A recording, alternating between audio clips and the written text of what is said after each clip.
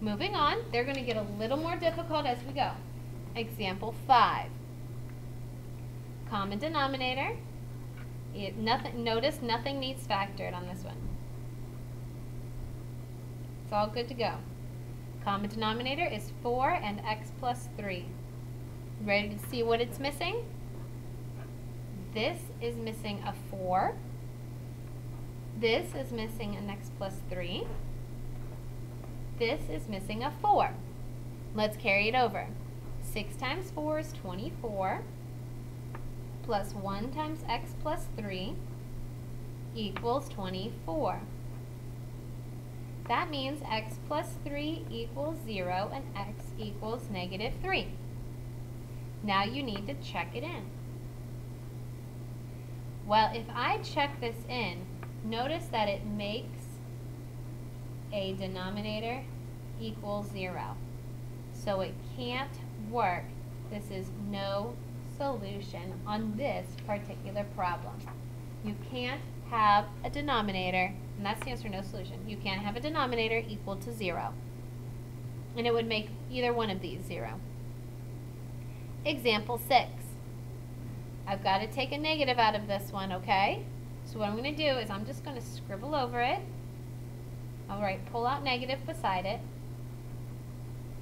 And I'll say move to top. Ready?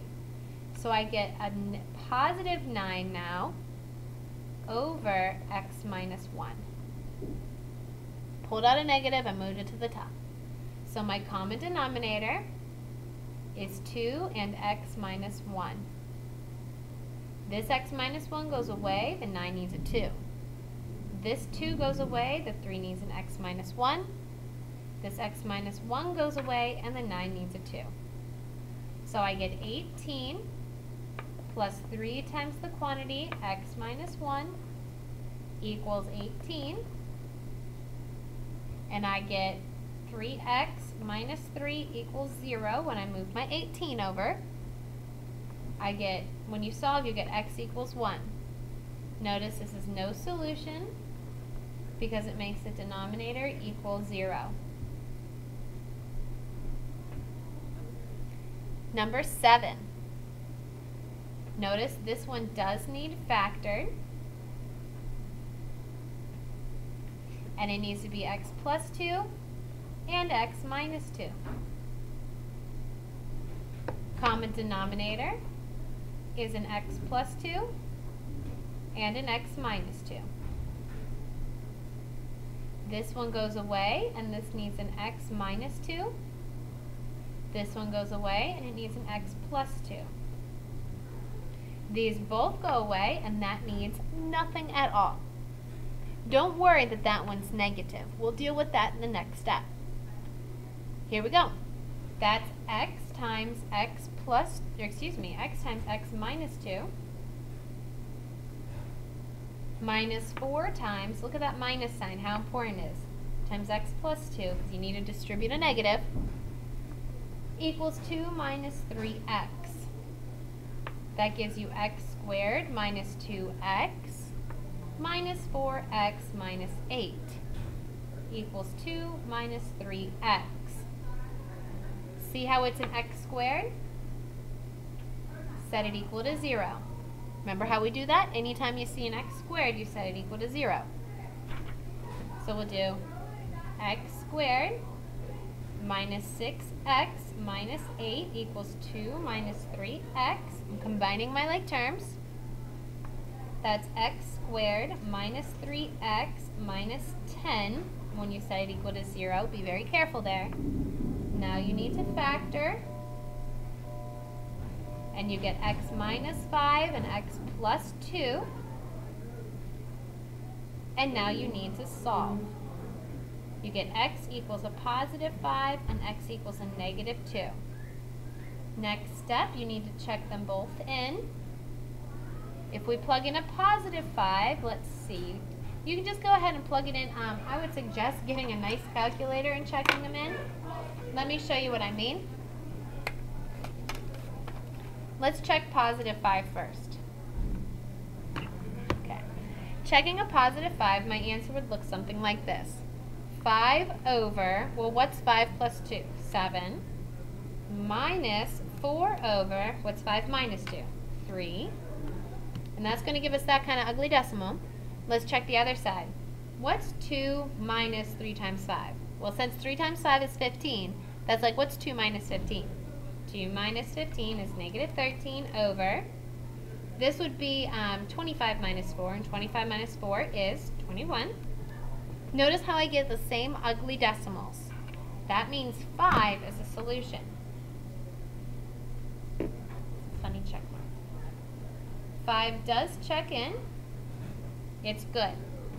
Now, if you were to do the same thing here with negative 2, you would realize that not only it makes your denominator 0. So 2 cannot be a solution, only 5. Okay, on the last two problems, we're going to go through the same steps. Remember that your fractions are going to clear out, but before you do anything, we need to factor. So the first one does not factor. The second one factors to a minus 3 and a plus 2.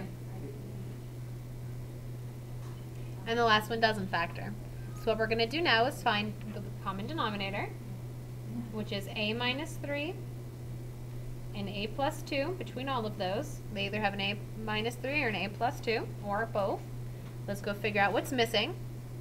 This one's missing an a plus 2. This one's good to go. This one's missing an a minus 3. Now what we need to do is rewrite it. Okay, we're going to cancel out our denominators. A times a plus 2 equals 7a minus 6. Remember that didn't change. Plus 2 times a minus 3. Distribute in. A squared plus 2a equals 7a minus 6 plus 2a minus 6. Now you see how there's an a squared. You need to set it equal to 0. Okay. When we set this whole thing equal to 0, let's do this slowly. We get a squared. Let's combine our like terms. Let's see. This one over here would be 9a. So when I take it over, I get minus 7a. And when I take this 6 and this 6 over, it's going to be a plus 12. Okay, let's factor from there. A minus 3, a minus 4. Set them both equal to 0 and solve. A equals 3 and a equals 4. Now remember, when there are variables in our denominator, you always have to check and make sure that you got the right answer. If you take 4 and plug it back in, you will get a true statement. But if you take 3 and plug it in, you will not get a true statement. Okay? Why doesn't it work? Look how it gives you a 0 as a denominator. Okay? It would make denominator equals 0. And remember, denominators can't be 0. So 4 is the only answer. Last example, example 9. We need to see what factors. This factors to x plus 1, x minus 1. And neither of these factor. Our common denominator is an x plus 1 and an x minus 1. This one has both. This one needs an x minus 1. And this one needs an x plus 1. When I rewrite it, I keep my 2x squared, but I have to write plus x times the quantity x minus 1, and that equals 1 times the quantity x plus 1. Distribute in 2x squared plus x squared minus x equals x plus 1. Since you have an x squared, you got to remember to set it equal to 0. So I get 3x squared when you combine your like terms. How many x's are you going to have? Well, when you bring this one over, no, they don't cancel out. They get minus 2x instead. Minus 1 equals 0 because you brought the 1 over. Now we got to sit here and try to factor it. Remember, if you don't know how to factor, you can always use negative b plus or minus square root of, yada yada yada. This is 3x and x, 1 and 1. We need this x minus 1 to be negative, and this one to be positive. Set each equal to 0 and solve. If you set the first parenthesis equal to 0, you would get negative 1 divided by 3 when you're all done. If you set this parenthesis equal to 0, you get a positive 1 when you're all done. Now if you look, would any of these be extraneous? You should say that it can't be a positive one because it would make your denominator 0. Therefore, the only solution is -1/3.